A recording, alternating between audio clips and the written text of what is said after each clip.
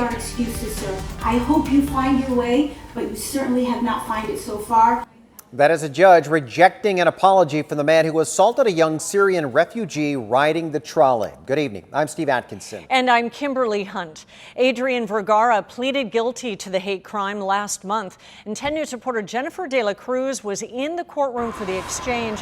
Jen, the judge says this isn't the first time the suspect has used this apology.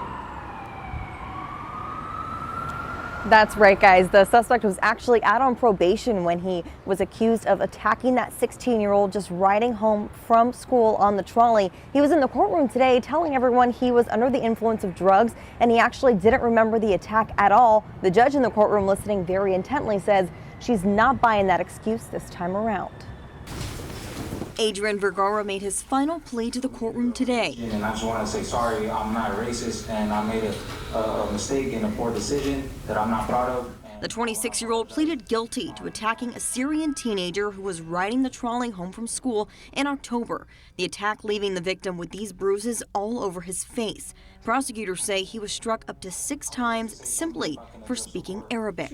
I would like to apologize not only to the victim, but to my country and to the country of Syria, because I know that this is a really big issue and it can cause a lot of frustration. The judge then referencing his last apology from another violent crime. I apologize for my behavior. That's not the person I am. I am deeply sorry for my actions. I take responsibility for my actions. I do not believe I was in my right state of mind. Does that ring familiar to you at all? Yes. At the time of the trolley attack, Vergara was out on probation for car theft and robbery. And now you're making the same excuses. I think they are excuses, sir. I hope you find your way, but you certainly have not found it so far. Prosecutors say they made every effort to punish him to the full extent. In this particular case, the entire community obviously felt unsafe to use the trolley, very similar to the victim did, how the victim felt, and so that's why we treat hate crime so seriously. I'm hoping that the next 5 years in state prison will help you